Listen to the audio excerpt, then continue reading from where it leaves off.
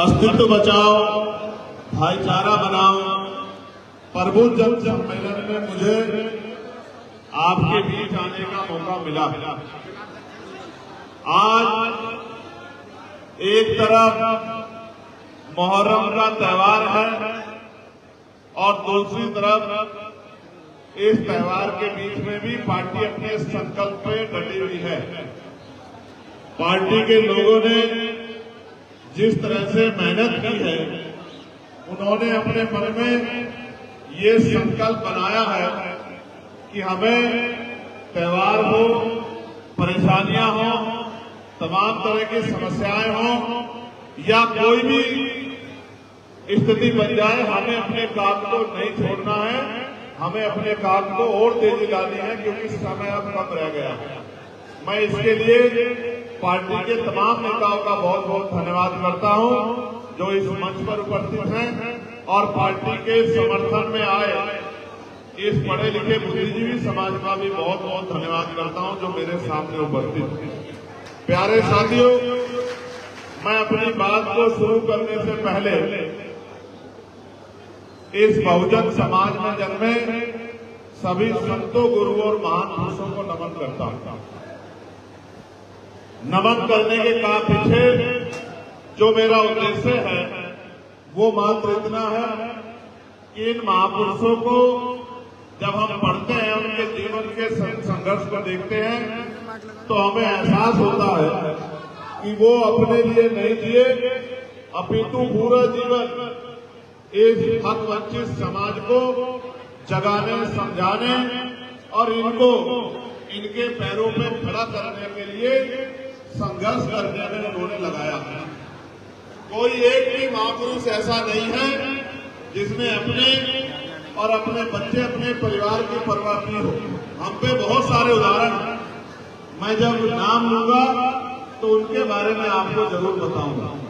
सम्मानित साथियों, मैं भगवान बुद्ध से अगर शुरू करूंगा या फिर जगत गुरु सतगुरु रैदास जी से या गुरु कबीर जी से या गुरु नानक जी से या गुरु वाल्मीकि जी से या संत गाडगे जी महाराज से या नारायण गुरु से, इन सबके जीवन को आप पढ़ोगे तो आपको एहसास होगा कि समाज में जो भ्रांतियां हैं, समाज में जो अंधविश्वास, पाखंडवाद है, समाज में जो ऊंच नीच की भावना है, समाज में जो अधिकारों पर डाका डला है, इन्होंने विचारों के जरिए ही समाज को तैयार करने का काम किया और एक वैचारिक क्रांति जो है पिछले हजारों साल से इस देश में चल रही है, उसी क्रांति का परिणाम है कि आज भारत में संविधान को लागू कराकर बहुत सारे लोगों के जीवन में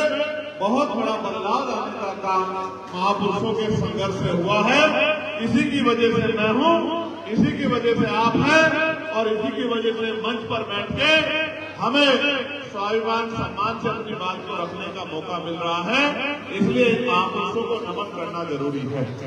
मैं राष्ट्रपिता ज्योतिबा फूले को, माँ सावित्रीबाई फूले को, माँ फातिमा शेख को, माँ अवंतिका बाई लोधी को, माँ झलकारी बाई गौरी को, मैं माँ वीरांगना फूलन देवी जी को नमन करता हूँ।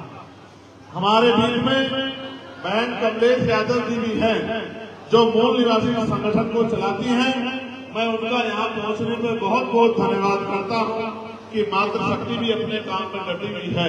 साथ साथ उन्होंने आर्थिक मदद भी की है अपनी मेहनत की कमाई से। इसके लिए मैं उनका विशेष धन्यवाद करता हूँ कि ऐसी दिल्ली होती है बहनें जो अपनी मेहनत की कमाई को समाज के लिए योगदान देती है, मूवमेंट के लिए योगदान देती है। प्यारे साथियों, मैं छत्रपति साहू जी महाराज को, जिन्होंने आरक्षण का फॉर्मूला 1902 में इस देश को देने का काम किया, 50% आरक्षण पिछड़े वर्ग के लोगों को देने का काम किया। मैं याद कर रहा हूँ महिलाओं के मुक्तिदाता विश्व डॉक्टर बाबा साहब अम्बेडकर को, जिन्होंने भारत को दुनिया का सबसे सुंदर संविधान देके जो जानवरों के जीवन जीने के लिए मजबूर किया था, उस जानवरों के जीवन यानी कि हजारों साल की गुलामी की बेड़ियों को काटकर इंसानों जैसा जीवन दिलाने का काम किया, हमारी लाचारी को खत्म करने का काम किया। ऐसे बाबा साहब अम्बेडकर को याद करता हूं। मैं याद करता हूं महामना रामसु वर्मा जी को, ईवी पेरियार रामानायकन स्वामी को, पेरियार लाल यादव को, बाबू जगदेव प्रसाद कुशवाहा को, जननायक कपूरी ठाकुर को। मैं याद करता हूं चौधरी महाराज सिंह भारती को। मैं याद करता हूं संत राम जी प्रजापति जी को, परमानंद लोधी जी को। मैं याद करता हूं उदादेव पासी जी को। मैं याद करता हूं लाखन पासी जी को। मैं याद करता हूं मान्यवर दीना भाना वाल्मीकि जी को। मैं याद करता हूं बाबू शिवदयाल चौरसिया जी को। और मैं याद करता हूं मेरे राजनीतिक गुरु मान्यवर साहब श्री काशीराम जी को, जिन्होंने इस